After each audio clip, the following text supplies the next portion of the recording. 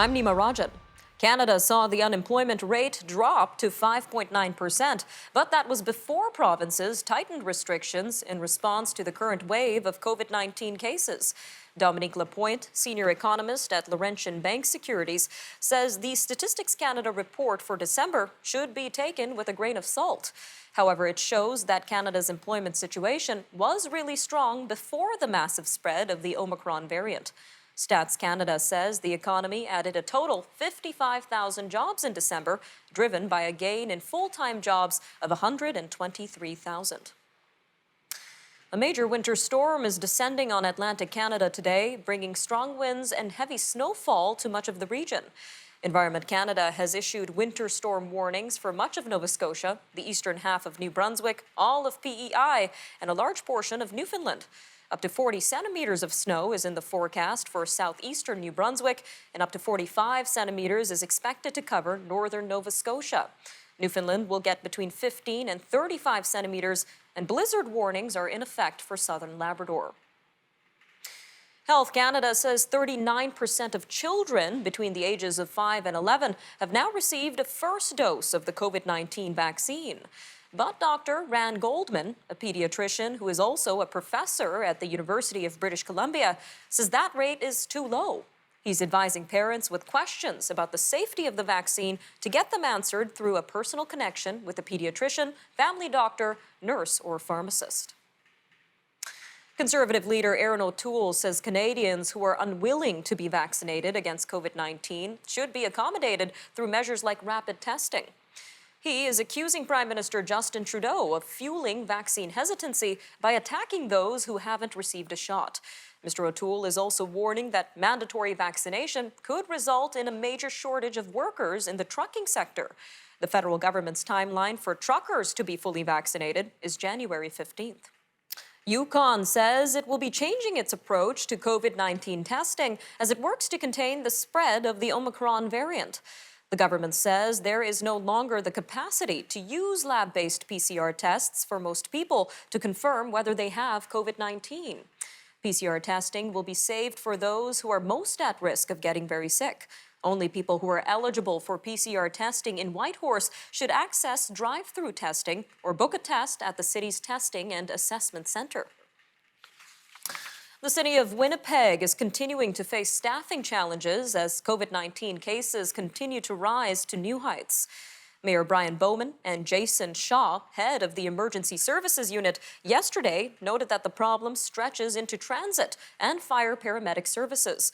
Mr. Shaw says there are currently 351 active cases of COVID-19 among city staff. This is including 76 in transit and 85 in fire paramedic services.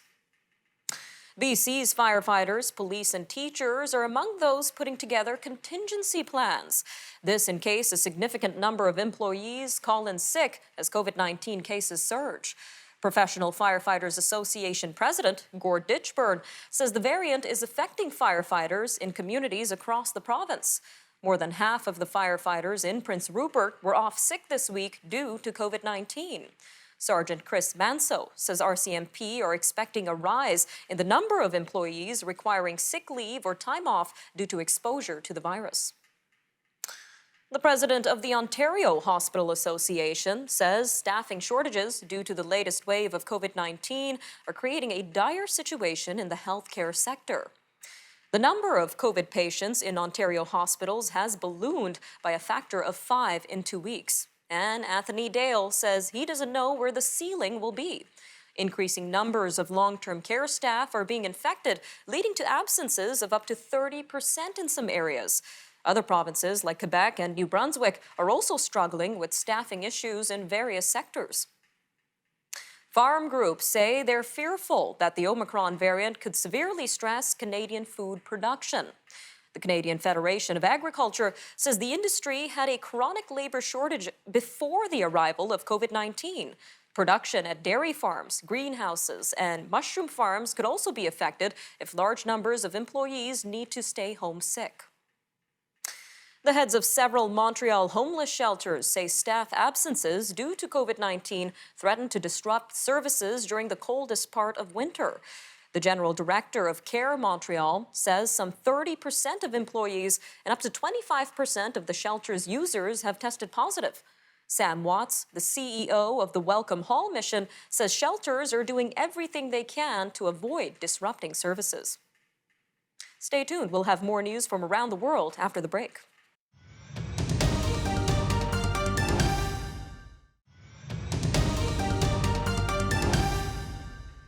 Welcome back. Up next, we take a look at energy policy and gas prices. We move to our regular energy update with Dan McTeague, Senior Petroleum Analyst at GasWizard.ca. All yours, Dan.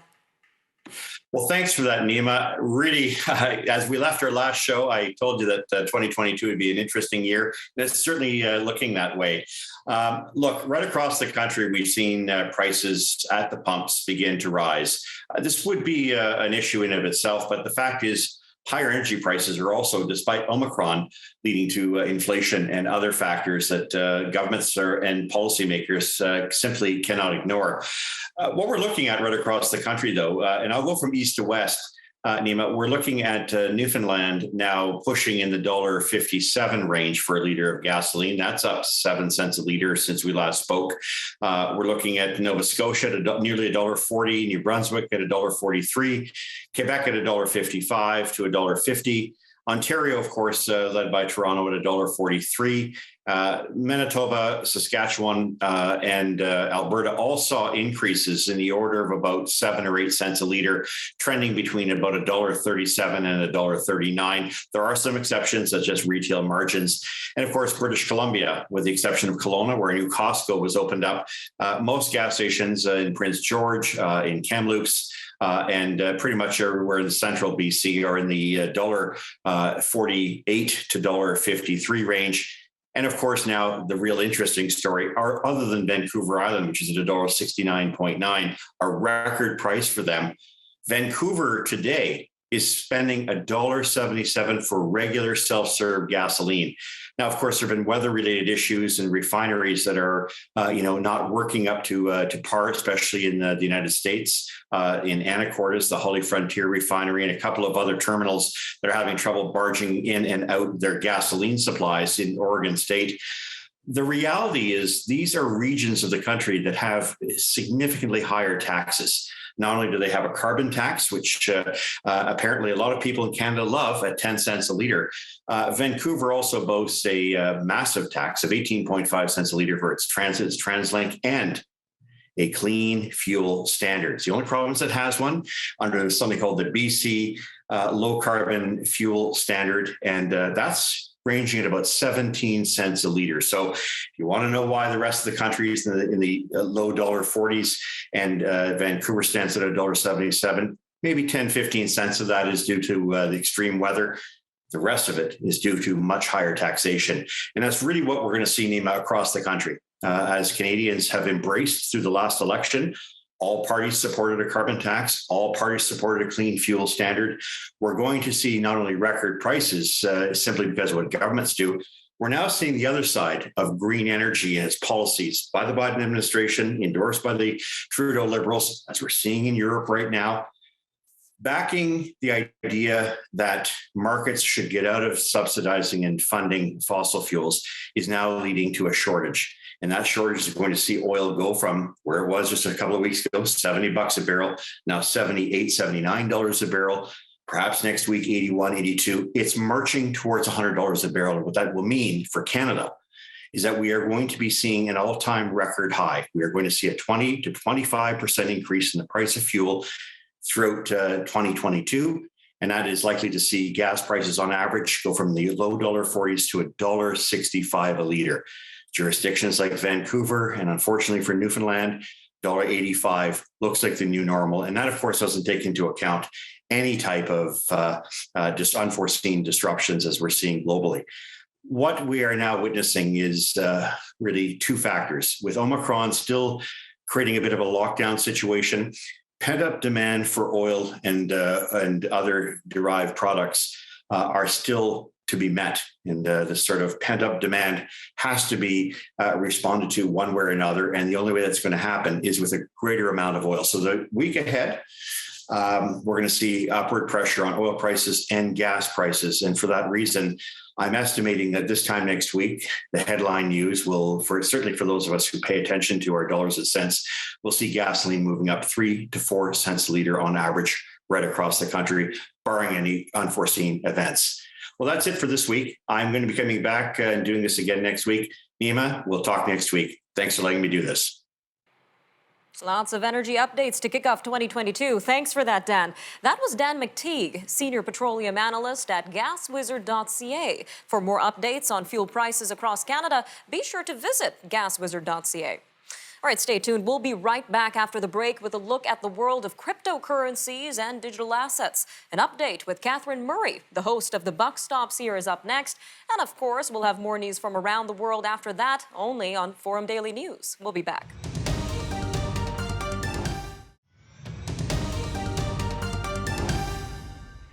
Welcome back. Up next, we take a look at the ever-evolving world of cryptocurrencies and digital assets with Catherine Murray. She is the host of The Buck Stops Here, and she joins us now. Take it away, Catherine. Thanks, Seema. Hello, everyone, and welcome to your weekly crypto and digital asset update. I am Catherine Murray. Well, we have seen a little bit of a sluggish start to the new year in crypto prices. Today, cryptocurrencies are trading down by about 2 to 6% on average, and are actually down by about 10% on average over the past 7 trading days. Just stepping back to put everything in perspective as we start this new year, the total crypto market cap is $2 trillion, and Bitcoin, of course, is the world's largest crypto asset, cryptocurrency that is, accounting for about 39% of that $2 trillion. It is actually trading at a 3-month low. We saw the low of about $39,000 and change back in September, and it is close to that level right now, but seems to be finding a little bit of stability. It was actually down by about 20% in December. So we've just seen some continued declines in the cryptocurrencies as of late. We're also, of course, keeping our eyes on Ethereum, and that is also trading lower as well. It seems as though, and what's interesting to me about this as we look at cryptocurrencies and the volatility that we see in them, is that a lot of investors are looking for the technicals. So just like we look at technicals on stock trades, or stocks, that is, people, of course, are also using the technicals as it relates to cryptocurrencies. And there are some technical analysts out there saying that perhaps it's a bit oversold and we could get a bit of a rebound. Away from that, though, and just kind of stepping back, we got to think about why we're seeing weakness. It is being attributed to a risk-off sentiment in the market right now. That's really being driven by an increase in Omicron cases, so the surge there, and what impact that will have on the economic recovery. All of this taken at a time where we have inflation increasing and also, of course, a U.S. Federal Reserve that has highlighted we could see a rate hike sooner than perhaps anticipated, and also, of course, a pullback in the balance sheet, again, also sooner than anticipated. We learned that from the Fed's minutes on Wednesday of this week. That was, of course, from their meeting back in December. What does all that mean taken together? Well, there is a concern that we could see a Fed policy mistake, and that's where the risk-off sentiment comes from. Now, having said that, the bulls will say that we've got an increased use case in crypto assets and increased adoption, and that, of course, continues to keep a bit of a floor in a lot of the cryptocurrencies. And also keep in mind that people who are invested in this area do expect volatility, and that is definitely what we've been getting. Away from that, important always to keep our eyes, of course, on regulatory news. And it's interesting to note that that there's a congressional subcommittee right now that is prepping a hearing on the environmental impact of crypto mining. There's actually an open letter written back in October highlighting this and really asking the congressional leaders to incorporate any type of environmental impact that we're seeing because of crypto mining incorporated into some type of regulation. So that's always a bit of the bear case, but it is not new news in my opinion. Away from that, and some interesting news items here, according to a Galaxy Digital report, VCs invested $33 billion in crypto and blockchain companies in 2021. That actually accounts for about 5% VCs, overall global investing, venture capitalists that is. So clearly a very large interest in investing in those companies. Average deal size on here, or fund size, I should say, when they raise funds, $300 million, a lot of money there. Also, of course, it's important to take a look at blockchain applications. Samsung on Monday of this week said that their new smart TVs will allow users to purchase NFTs, non-fungible tokens. The company said that with the demand increasing for NFTs, they're introducing the world's first television screen that will allow you to explore and navigate and aggregate NFTs and also purchase them. Pretty interesting there, again, as it relates to the uses and applications of blockchain. Lastly, the NASDAQ-listed company is offering a first Bitcoin dividend. I'll leave it on that note. A lot of news, as there always is in crypto, trying to bring it down to you in terms of some of the top items to take a look at this week. Anima, I'll send it back to you. Lots to look forward to in the world of cryptocurrency, Catherine. Thanks for that. For more analysis and news on the markets, be sure to tune in to Catherine Murray on The Buck Stops Here. All right, we'll be right back after the break with a look at news from around the world, so don't go anywhere. We'll be right back.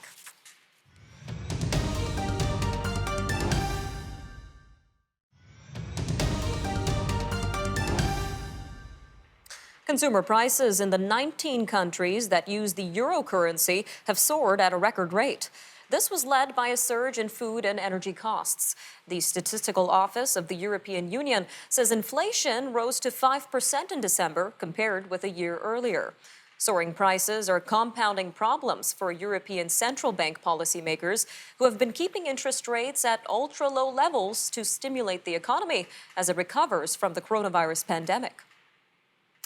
Nations across Europe are scrambling to prop up health systems strained by staff shortages, blamed on the highly transmissible Omicron variant of the coronavirus. Troops have been deployed to London hospitals, while healthcare workers infected with COVID-19 are treating patients in France. The Netherlands is under a lockdown, and tented field hospitals have gone up in Sicily. The head of a hospital doctors association in Naples, Italy, says, quote, "The situation is critical, much worse than what it appears." Well, meanwhile, French President Emmanuel Macron is standing by his recent remarks about the country's minority of vaccine refusers, saying he cannot accept that they are infringing on the freedom of others. The 44-year-old outspoken president made headlines earlier this week, this by using some earthy language to describe his strategy for pressuring vaccine refusers to get the coronavirus jabs. President Macron is acknowledging his words may have upset some, but says he takes full responsibility for it.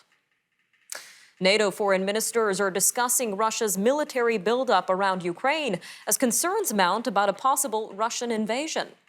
It is the first in a series of high-level talks over the next week aimed at easing tensions. A meeting on Wednesday in Brussels will give NATO ambassadors the chance to discuss President Vladimir Putin's security proposals with Russia's envoy face-to-face.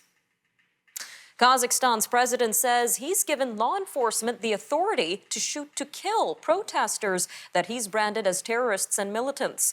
Dozens of protesters and security officers have already been killed and thousands of people detained during demonstrations this week in the former Soviet nation.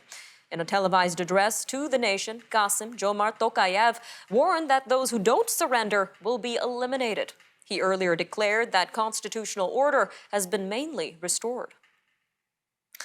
The United Nations Refugee Agency says an airstrike has killed 3 Eritrean refugees in Ethiopia's Tigray region amid the country's war. The agency said in a statement that 2 of the victims were children. The overnight statement did not say who carried out the airstrike that hit the Mai Aini camp on Wednesday. United Nations High Commissioner for Refugees, Filippo Grandi, says 4 other refugees were injured in the strike. Mr. Grandi called on all sides to respect the rights of all civilians. More than 100 people have been killed in 3 days of violence in Nigeria's troubled northern region as authorities continue to search for bodies and for suspects. Survivors tell the Associated Press that bandits arrived in large numbers in an area of Zamfara State on Tuesday evening, shooting and burning down houses through to yesterday. The attackers have not been identified, but residents blame armed groups known for carrying out violent attacks in remote communities in Nigeria. Bulgaria's population has declined by 11.5% in the past decade.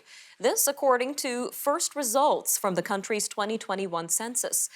Experts attribute the decline to low birth rates, high mortality, and a steady migration flow that has seen working-age people leaving to look for better jobs and education prospects in Western Europe and beyond. Bulgaria has for years been on the radars of the UN as one of the nations with the fastest shrinking population in the world. India has delivered 2 tons of medicines to an Afghanistan hospital despite not recognizing the country's Taliban rulers.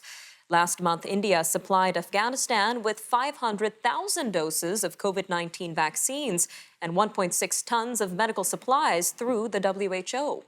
India also announced that it will provide 50,000 tons of wheat to Afghanistan to ease food shortages there. Before the Taliban took Kabul, India trained Afghan security forces and was the region's largest aid provider to Afghanistan.